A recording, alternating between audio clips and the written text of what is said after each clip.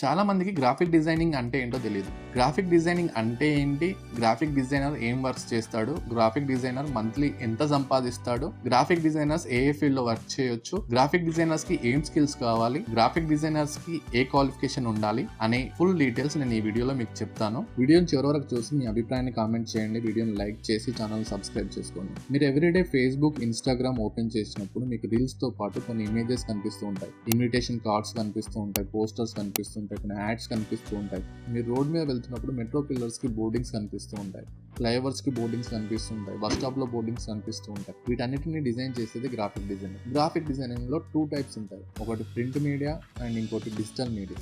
Print media అంటే మీరు road మీద చూసే అన్ని బోర్డింగ్స్ కావచ్చు, లేకపోతే మీరు అమీర్పేట ఏరియాలోకి వెళ్తే కొన్ని పాంప్లెట్స్ అన్ని పంచుతూ ఉంటారు. ఆ పాంప్లెట్స్ కానీ ఫ్లైయర్స్ కానీ ప్రింట్ తీసి బయటకు వచ్చేవన్నిటిని ప్రింట్ మీడియా అంటారు. మీరు వెబ్సైట్లో చూసేటి లైక్ ఫేస్బుక్ కానీ, ఇన్స్టాగ్రామ్ కానీ అండ్ యూట్యూబ్లో చూసే వాటిని డిజిటల్ మీడియా అంటారు. గ్రాఫిక్ డిజైనర్కి ఎడ్యుకేషన్ క్వాలిఫికేషన్ ఏమి ఉండాలి? గ్రాఫిక్ డిజైనర్కి డిగ్రీ అనేది ఉండాలి, కానీ మ్యాండేటరీ కాదు. ఎంఎన్సీ కంపెనీస్లో జాబ్ చేయాలనుకుంటే మాత్రం కంపల్సరీ డిగ్రీ ఉండాలి.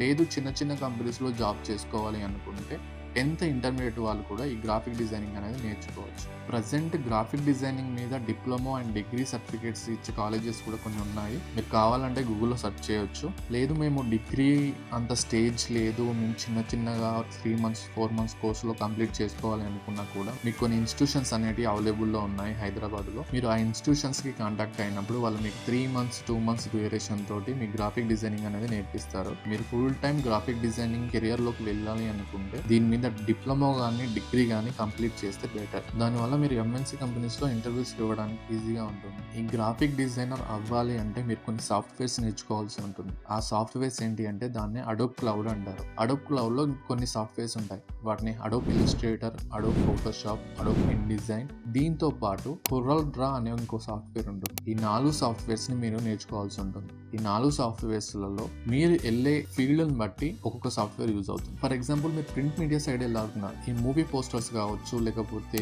బయట ప్రింట్ చేసే ఫ్లైయర్స్ కావచ్చు, ఇలాంటి ప్రింట్ మీడియా డిజైన్స్ అన్ని కొరల్ డ్రా సాఫ్ట్వేర్ యూజ్ చేసి చేస్తారు. అదే మీరు కార్పొరేట్ మల్టీమీడియా కంపెనీస్ సైడ్ వెళ్తే ఇక్కడ వీళ్ళు అడోబ్ ఇల్లుస్ట్రేటర్, అడోబ్ ఫోటోషాప్ ఎక్కువ యూజ్ చేస్తారు. కొన్ని కంపెనీస్లో అడోబ్ ఇన్డిజైన్ కూడా యూజ్ చేస్తారు. సో అందుకే ఈ 4 సాఫ్ట్వేర్స్ నేర్చుకుంటే మీరు గ్రాఫిక్ డిజైనింగ్ ఇంటర్వ్యూస్ని ఈజీగా క్రాక్ చేయొచ్చు. ఈ గ్రాఫిక్ డిజైనర్స్కి జాబ్స్ మూవీ ఇండస్ట్రీ సైడ్ ఉంటాయి, మల్టీమీడియా సైడ్ ఉంటాయి అండ్ కార్పొరేట్ సైడ్ కూడా ఉంటాయి. మీరు ఏది చూజ్ చేసుకుంటారో దాన్ని బట్టి మీకు ఇక్కడ మనీ ఎర్నింగ్ అనేది ఉంటుంది. ఫర్ ఎగ్జాంపుల్ మీరు మంత్లీ శాలరీ ఒక 20-25,000 కావాలి అనుకుంటే మీరు మల్టీమీడియా సైడ్ వెళ్ళొచ్చు. అంటే న్యూస్ ఛానల్స్ ఉంటాయి కదా, news channel side, YouTube channel side మీరు వెళ్ళొచ్చు. లేదు మాకు ఎక్కువ అమౌంట్ కావాలి, ఇంకెక్కువ సంపాదించుకోవాలి అనుకుంటే మీరు కార్పొరేట్ కంపెనీ సైడ్ వెళ్ళాలి. అంటే లైక్ సాఫ్ట్వేర్ కంపెనీస్ ఉంటాయి. ఈ మధ్యలో సాఫ్ట్వేర్ కంపెనీస్లో కూడా గ్రాఫిక్ డిజైనర్స్ అనే వాళ్ళు ఉన్నారు. ఈ ప్రమోషన్స్ అనేవి డిజిటల్ మీడియా సైడ్ ఎప్పుడైతే షిఫ్ట్ అయ్యాయో అప్పుడు సాఫ్ట్వేర్ కంపెనీస్లలో కూడా video editors and graphic designers అనే వాళ్ళు ఉన్నారు. గ్రాఫిక్ డిజైనింగ్ చేసిన వాళ్ళు UI/UX డిజైనింగ్ అని ఇంకొక ఫీల్డ్ ఉంది. అది మీకు నెక్స్ట్ వీడియోలో నేను చెప్తాను. Graphic designing come UI/UX designing కూడా నేర్చుకోవడం వల్ల సాఫ్ట్వేర్ కంపెనీస్ లో సాఫ్ట్వేర్ ఎంప్లాయీస్ కి ఎంతైతే శాలరీ ఉంటుందో అంత శాలరీని మీరు ఇక్కడ ఎర్న్ చేయొచ్చు. దీంట్లో కోడింగ్ అనేది అవసరం ఉండదు. జస్ట్ ఈ డిజైన్స్ ద్వారానే మీరు సాఫ్ట్వేర్ ఎంప్లాయీ ఎంతైతే ఎర్న్ చేస్తాడో అంత మీరు ఎర్న్ చేయొచ్చు. మూవీ ఇండస్ట్రీ సైడ్ కూడా మీకు మంచి గ్రోత్ ఉంటుంది. కాకపోతే ఏంటంటే మూవీ ఇండస్ట్రీలో కొంచెం పేషెన్స్ అనేది కావాలి. అందులో మనకు correct source and correct path and correct persons తగిలితేనే మనం ఈ డిజైన్స్ ద్వారా మనీ ఎర్నింగ్ అనేది చేసుకోవచ్చు. కాకపోతే మూవీ ఇండస్ట్రీ సైడ్ వెళ్ళే వాళ్ళకి క్రియేటివిటీ అనేది చాలా ఎక్కువగా ఉండాలి